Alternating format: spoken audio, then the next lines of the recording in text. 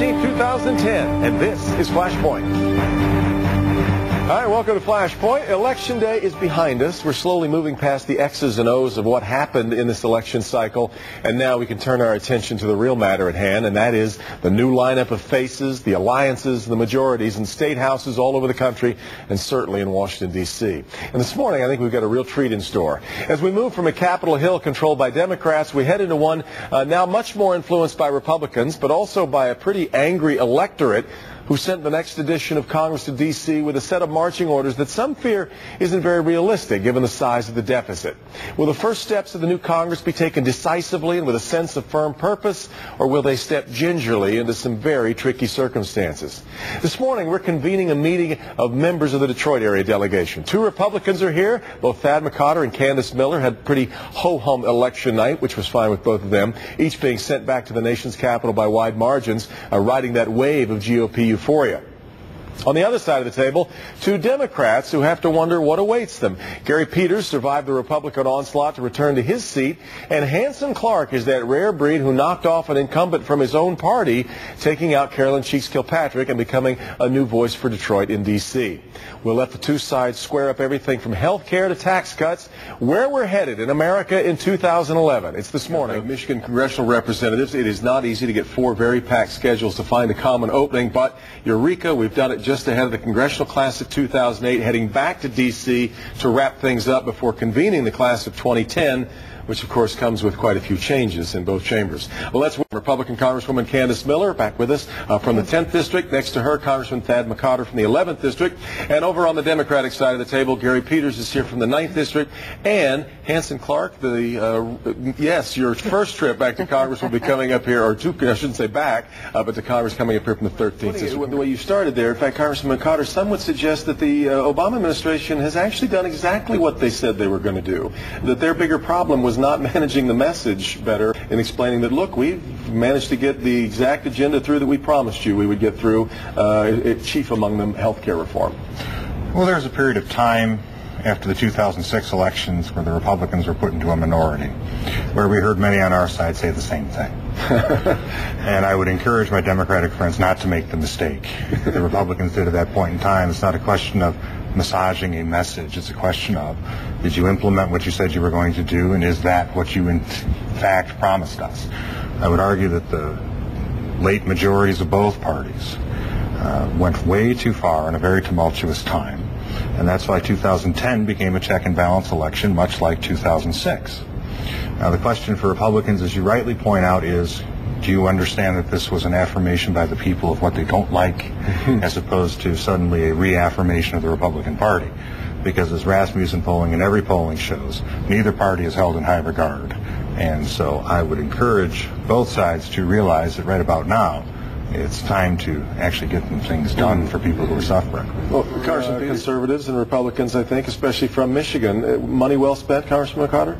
Well, it's not particularly difficult if one recognizes the tensions between the two. First, as Candace pointed out, the auto companies went into bankruptcy. They were put into a prepackaged bankruptcy. It was very painful for a lot of working people here in Michigan. I didn't see the same thing done to a single Wall Street firm that caused a financial crash. Fair enough. The money that the auto industry had tried to get was money that was originally set aside for low-interest loans to help fund a mandate, a larger mandate that was stuck on them in the first place. That was voted down by the people like Shelby and Corker in the Senate. But the TARP money, the question was for us then, does it all go to Wall Street? Does it all go to their bonuses? Or do we actually get some to keep a manufacturing base here in the United States? So to me, it's a very simple equation. The need to have a manufacturing base, the need to represent this area and not allow them to become victims of the financial crisis that they didn't cause was quite simply pretty clear to me. It wasn't as clear to a lot of people, some on either side of the aisle, that didn't like the auto industry. But when you look at this in the overall picture, we've had historic precedents where Chrysler had help from the federal government in the 70s and got through it, paid it back with interest. This will be paid back a whole lot faster than AIG is ever going to get paid back.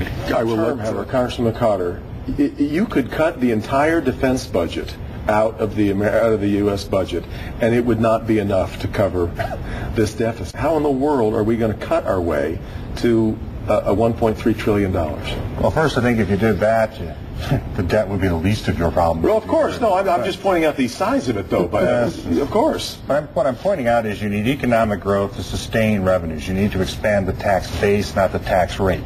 When you raise the tax rate, you diminish the capital that is out there for the formation of jobs, for investment, especially from the very people who have the liquidity to do that. When you start to do that, what happens is your revenues go down. You're in a worse position than you were. We can look at the examples that we see in Europe. We look at the example especially of Greece, which is on everybody's mind. I won't bring up the Irish because I don't want to be mean to my own people. But similar situation. But what you look at now, so the question is, do you then put in place a situation where the government has spent outrageous amounts of your money and then turns around and not gives tax relief, but allows tax increases to go into effect? We're not talking about additional tax cuts for people or tax breaks for people. We're talking about leaving in place the system we currently have rather than have it ratchet back up. You think we can grow our way to $1.3 trillion? You're going to have to do both.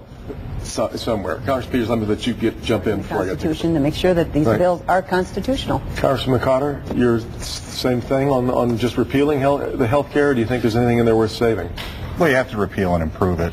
You have to, as a practical matter, we know that's not going to happen. We'll vote to do it. It won't happen. We have a president who's been elected for 4 years. We have a Senate, which is still in Democratic control, at least a majority.